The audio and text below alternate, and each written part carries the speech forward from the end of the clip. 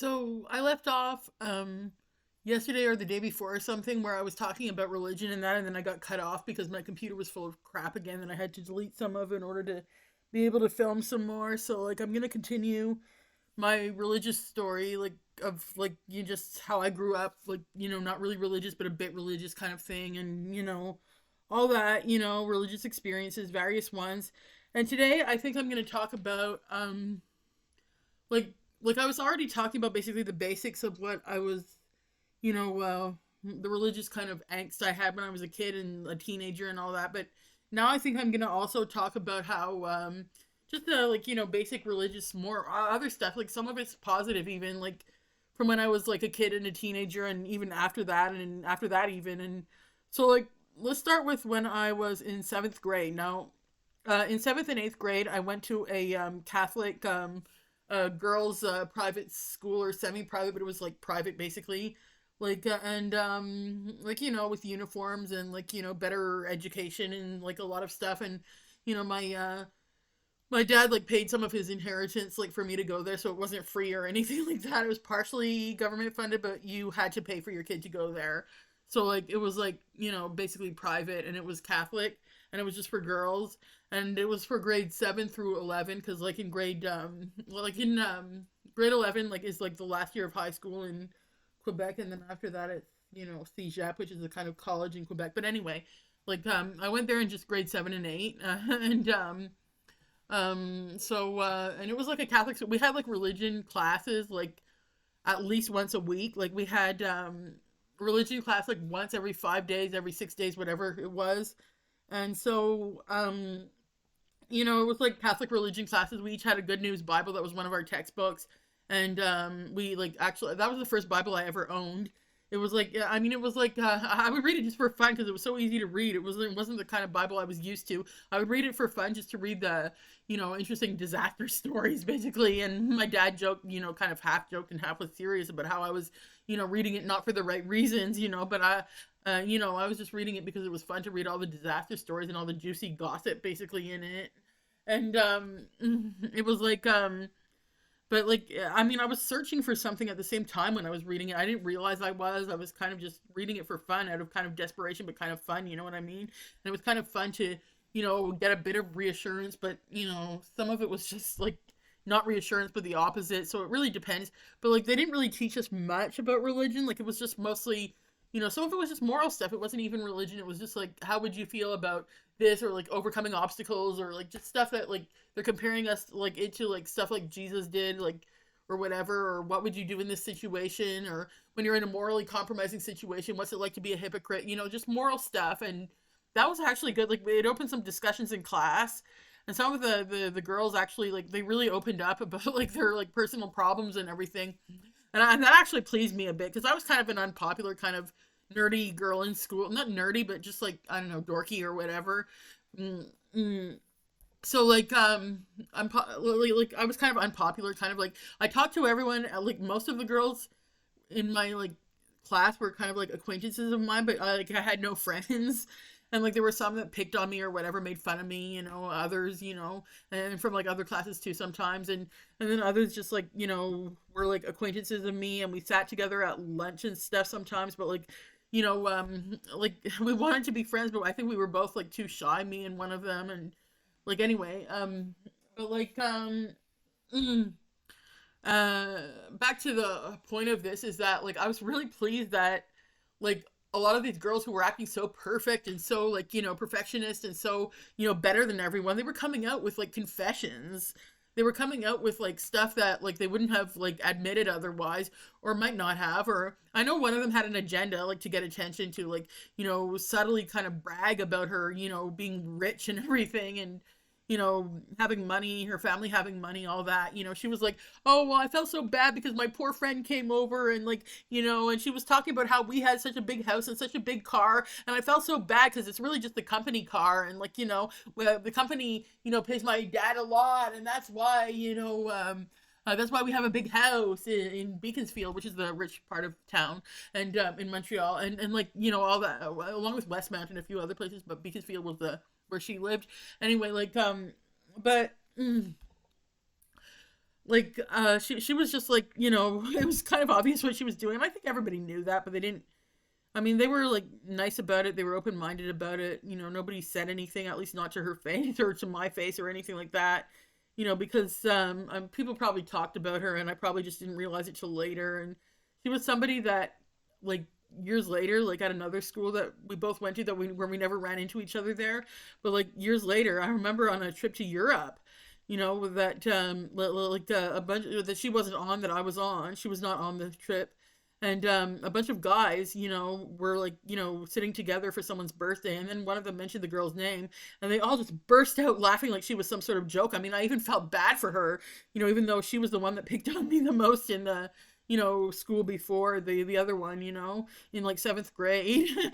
But like, anyway, this girl was like confessing her, like, in religion class, she was confessing a bunch of stuff, like about like, I mean, everything from like having ADHD and being on medication for it to um like her mother dying of a brain tumor to like, everything. I mean, I was almost proud of her. I mean, like, it was like, but at the same time, I was like kind of pleased, like, haha, she's not so perfect. And I mean, we're human, but I know that wasn't so nice. And I mean, or so good. It wasn't so good, but that, I was thinking that way rather than like being more open-minded. But she wasn't open-minded about me, but that's not the point. The point is not to stoop to the level of people who like degrade you, and then you end up degrading them instead of just, it's better to get mad at them than to degrade them. It's better to punish them than to, it's better to get even with them even than to, just act degrading towards them. And I didn't realize that. Now I wasn't really, exposed to a lot of like healthy boundaries and stuff, so I didn't really like understand that a lot. But anyway, and like, I wish that, more, I don't know, I wish that like my spiritual experience had taught me more about like boundaries and stuff. And like, because like, then I not like, I became a victim of poor boundaries and kind of a perpetrator of poor boundaries, and like kind of, I don't know, it was messed up sometimes. Like not at school, but like, I mean, I became a victim of poor boundaries at school, and a victim and a perpetrator of it at home, because like, at school, I was not somebody that was like aggressive or like intrusive or anything. I was like just too shy to do anything like that. But like, and like, but like, I don't know. Anyway, that's just a whole other moral thing. It's not like a thing to do with like the classes, like the religion classes. So, well, anyway, at that school there was religion classes. There was a few religious like events, and like I was just so bored. I would just like, sometimes I would pay attention. I pay attention more than everybody else was. Everybody else just thought it was a joke. They were just going through this to get it over with or whatever. And then other time they were taking it more seriously than me, and I'm just like, yeah, this is a joke. This is a joke. This is, I don't care. I don't care. I'm just sitting here because I'm glad I'm out of class and everything, and then I'm sitting here rather than like, in class working. But like, otherwise it's just like, it's I don't care, like this family Eucharist thing, which I just totally didn't like.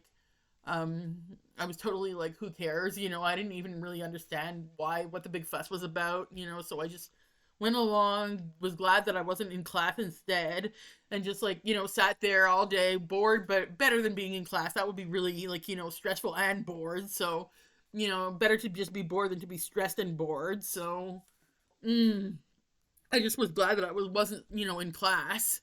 So like, but and then there was this other, Ash Wednesday thing where, the guidance counselor at the school, who was also like the pastoral counselor and the pastoral like just person there.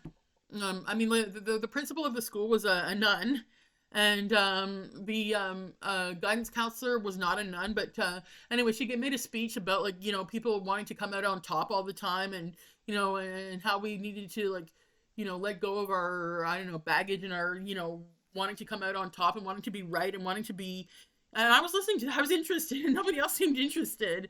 And other times it was like they were interested and I wasn't. So it really depends. And other times we were all interested, and I was even like sharing a few stories, but not like anything too personal, because, I was not somebody that was ready to open up, I guess. Like, and maybe that was part of my problem, that I just wasn't ready to be honest about who I was or open up, or sometimes I was honest and other times I totally wasn't. So, I mean, it wasn't like I lied about stuff like that, but like, it was just like, this is, not safe to be honest, like, about who I am really, what my life has been like. I mean, I don't know. And I mean, a lot of them weren't either, and some of them were pretentious but honest, and others were, I mean, they were like technically honest, but they weren't like, I mean, like the one that was like, yeah, like she was bragging about her, the one that was bragging about her, like, money that her family had, but yet, she was telling the truth about what happened with her friend, probably, but like, was like lying in another way where she was like lying about how she felt and stuff, I guess, and, I mean, it was a sad kind of life she had because like she had like some traumas in that, but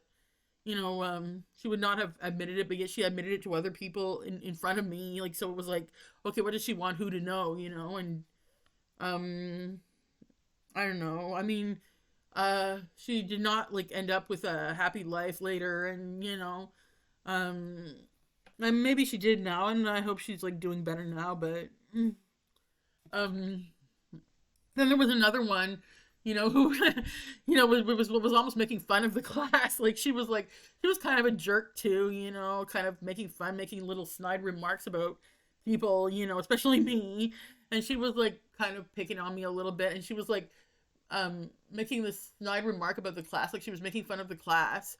And she was like, when we were talking about like, well, at first it was like in religious class, we were talking about something, and it had to do with some animals, but then people, it degenerated into just people telling general stories about their pets, and like how, their pets died, and they didn't realize how, like, it was their fault or whatever. And when girl was talking about how she had turtles on her lawn, and how, like, somebody went with a lawnmower over them by mistake or something. And then another girl, told a story that was probably not even true, where she went swimming with her like pet fish in the pool, and the fish went up the filter, like. And then another girl was like, good one. What could the teacher say? She said nothing.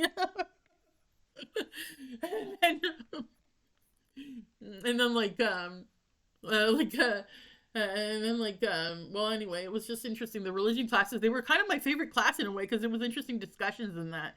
Like math was not a class I liked too much, because nothing interesting happened there, even when, even when it was like an interesting discussion about math, which it usually wasn't, because it was math, and not many people, I guess me neither, I guess, were very interested in the subject. One of the teachers in math was trying to make it fun, whatever, but, and it was at first, and then I just, like, I don't know, lost interest or whatever, and was, because I found it harder or whatever, I don't know. But like in religion class, it was always interesting. In religion, it was like, there was always an interesting discussion. And I took part in the discussions, and I enjoyed it, and there was one about, Proverbs. I think there was one class we had on like the Proverbs in the Bible, and like then we started making up our own Proverbs, just to, and just like, giving our examples of Proverbs, like, that people that we heard said or whatever. And it was like, mm, so maybe we were just trying to stall for time so that we wouldn't have to do an assignment. I don't know. But I mean, I really did enjoy the discussions. It wasn't just stalling for time. I mean, on my part anyway. It was like I really did enjoy the discussions in religion class. Like I probably had no life, and I felt like almost ashamed that I enjoyed it, because I'm like, oh yeah, I have no life. I have no friends. That's why I enjoy the discussions in class. Like, so like I get, or maybe I'm trying to reach out in some weird way, or find out more about people in some weird way. I don't know, but like I enjoyed the discussions in that class, in religion class. mm. And like and then in like, yeah, like we had, and there was one religion class where we didn't do like Bible memorizing or anything like that, except once. Like we did the Lord is our shepherd, Psalm 23, except we did like a uber modern version of it, so it wasn't like, I shall not want or anything like that. It was like, it goes like this. It went like this: the Lord is my shepherd; I have everything I need. He lets me rest in fields of green grass and leads me to quiet pools of fresh water. My mom was scandalized when she heard like the version of it that they had me memorize. It was like, she's like, oh my god, what is this, a banquet? No, no, it's a table, not a banquet. And like, lead me to quiet pools of fresh water. What is this? And like, I have everything I need. It's supposed to be I shall not want, and like, that kind of thing.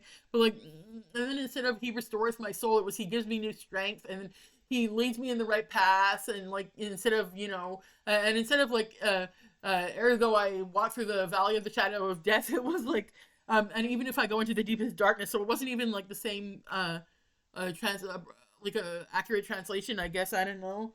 But and then like and then instead of like I fear no evil, it's like I will not be afraid, Lord, so you are with me.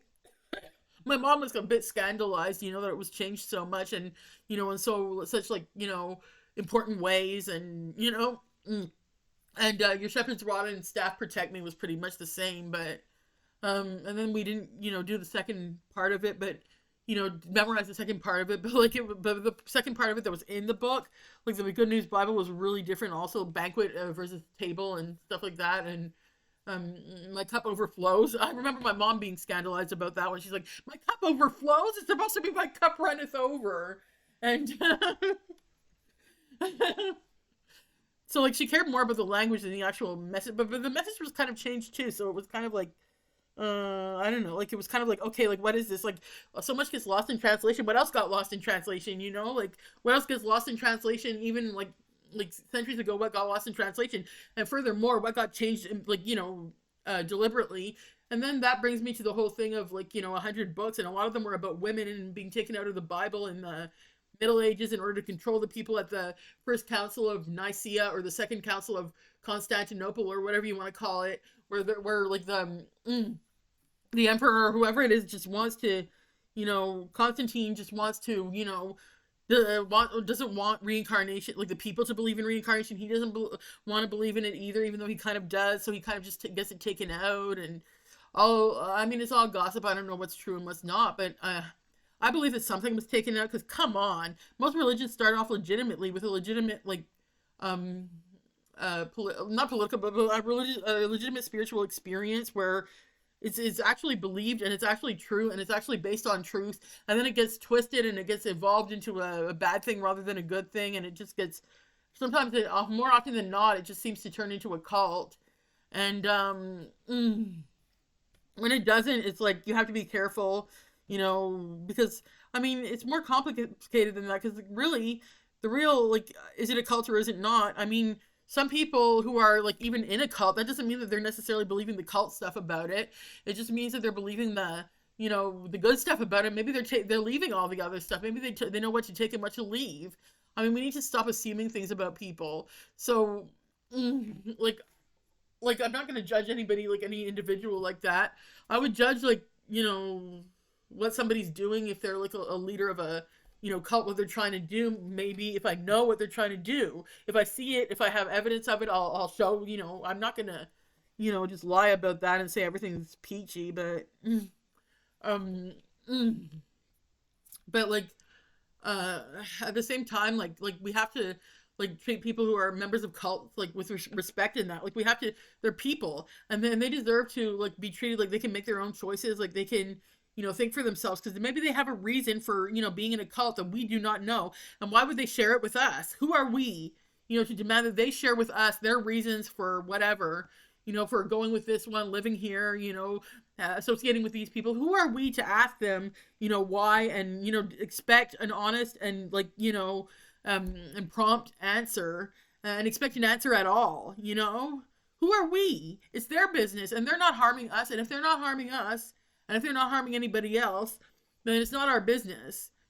And they have the right to make their own choices. And to say, oh, well, I'm doing this for your own good, I'm going to force you out, that's just bringing them from one cult to another, from their cult to yours, Because you're not letting them, think for themselves. You're trying to make them think the way you are, And I've done the same stupid thing, trying to convince people to, like, I don't know, stop thinking a certain way or leave a certain, I don't know, situation or whatever. And people have done it to me too, and it's just something that we have to stop doing to each other. That's all.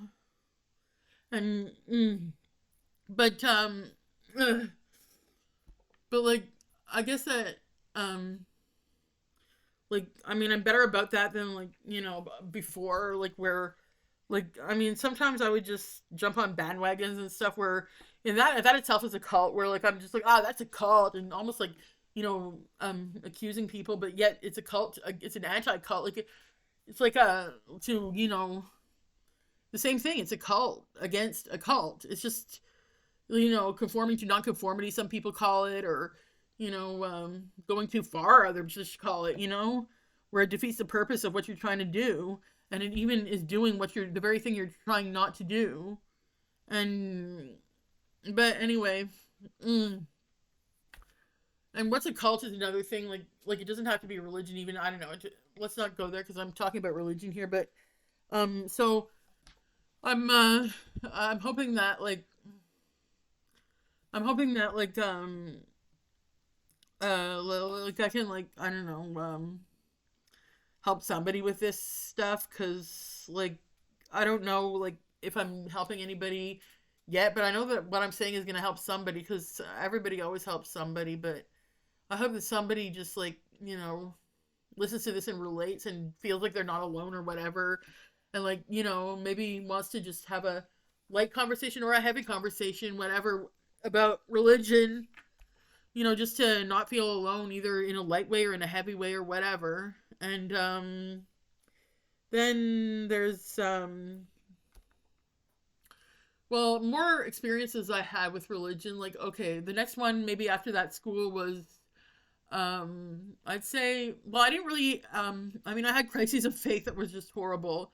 And that was when I was 19, and that led to like a huge depression and everything. But like I'm not gonna really talk about that like in here much, but like I'll talk more about like other religious stuff that other people tried to like I don't know convince me of or whatever, or force on me even or whatever. But like I mean I had various like a lot of experiences, different experiences with different religions, like where because I had some cousins who were Christians, some who were Jewish. I had like some relatives who were Christians, others who were Jewish. I had um relatives who were Protestant, most of my Christian relatives were Protestant. Maybe a few were Catholic, I think. I'm not sure. Mm, But most were Protestant.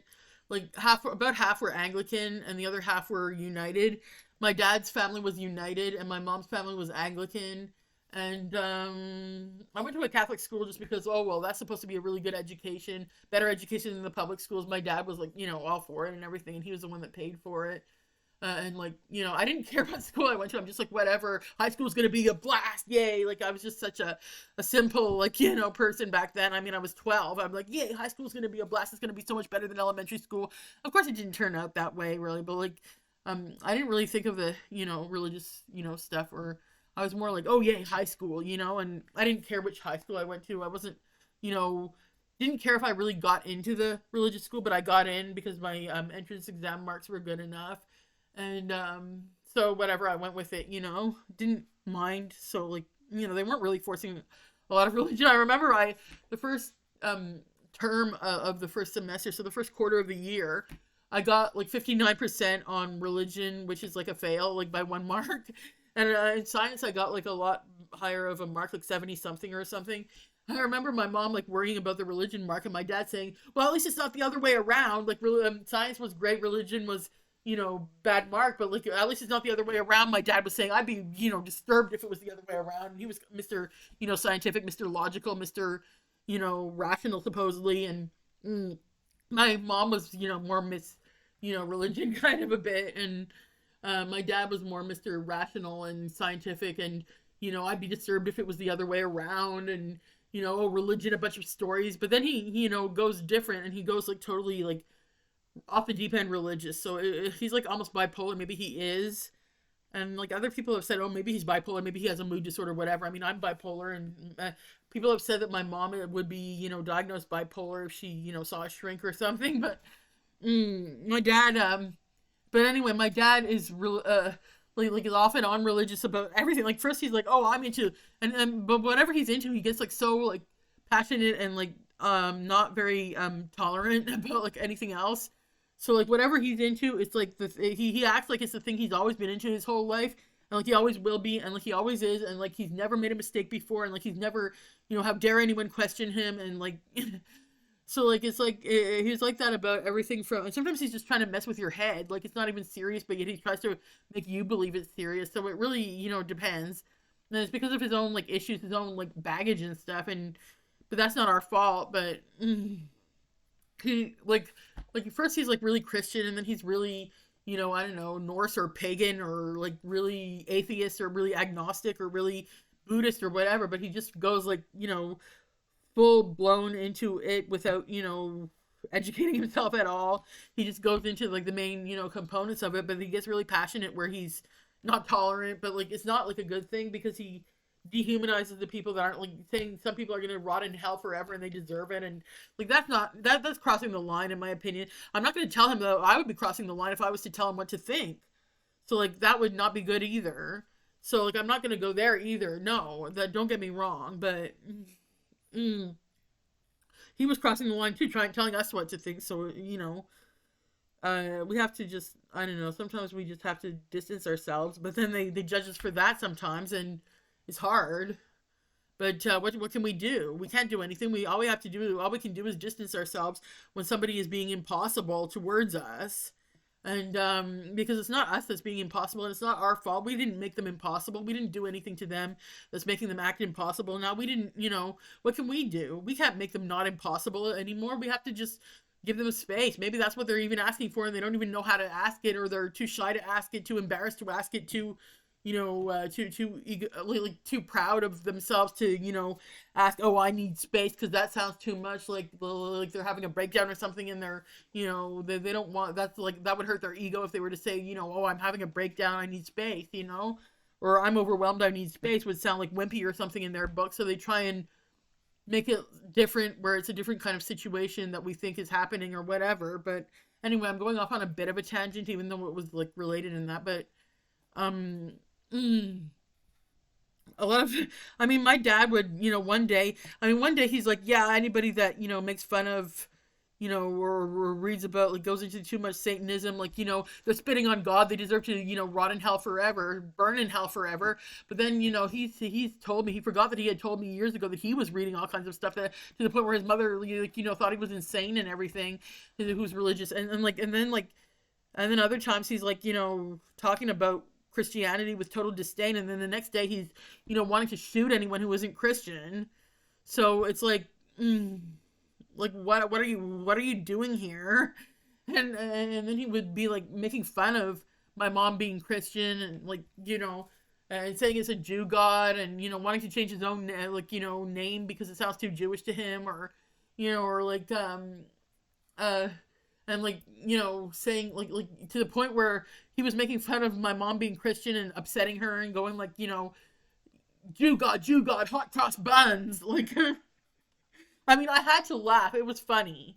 I can't, like, say I'm above laughing. I'm above finding, any, ridiculous situation funny. But, like, I don't know, like, it's a confusing situation. We all, sin because we're confused. And we don't know.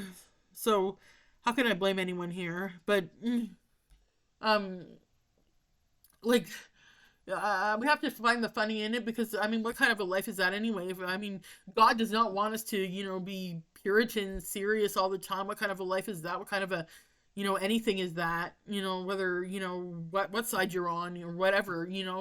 But mm,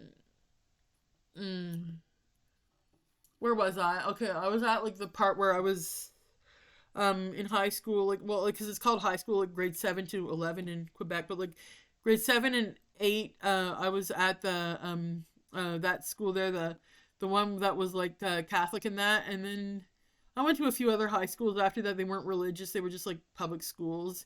My dad couldn't afford to like send me to the other one, and anyway, I just didn't want to go there anyway. And anyway, I was failing math there, so I was like, not like really, I couldn't stay there because I was failing math there. Because like, it was one of those like smart schools where you have to keep up and everything, and you get kicked out if you don't pass everything pretty like high, but not, if you don't at least pass the core subjects, and get it high in something or whatever. So anyway, so like, mm, other religious experiences I had, because like, when I was, so then anyway, because of the math thing, like in grade 8, in grade 9, I was like at a public school, and in grade 10, I had a tutor in math, like, to help me with my math homework, and just like with like learning like certain math and stuff. And so like, she was religious, right? She was like a religious woman who took us to a few religious like events and stuff, and she was a very Christian person.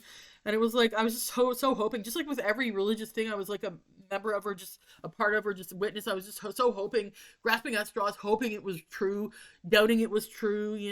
Just like in religion class in grade 7, like there was some, one class we had on like Jesus, evidence Jesus exists, but I was just hoping, but at the same time I was doubting, because I was like, okay, but this isn't evidence. I don't see him in front of me, and I don't, see the logical evidence, and I was just too, consumed with it. Where what about the logical evidence? Just that, there's so much logical evidence that we're just not allowed to, almost in society, to even notice, and that's just so wrong. Logical evidence that there is, another side, that there is, I wouldn't say a god or gods, whatever you want to call it, but like there is something else. There is, like, it exists.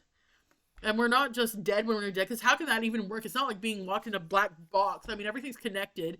You can't just suddenly not be connected, and it's not like, it's also not like just not existing. How can anything just magically disappear? I mean, there's a law of the conservation of matter, like I was saying, before, and my dad gave me like the words for it, because even after I learned what the law of the conservation of matter was, like in 7th grade, like I didn't make the connection until, my dad, oh my God, how could I not have known? And, but then I still didn't make the connection. Hey, all right, it applies to our souls too. If I'm such a materialist, then, don't I, understand that our souls are matter too, therefore it applies to that. But anyway, I'll be right back. I'm gonna just like quickly like blow my nose. So like, um,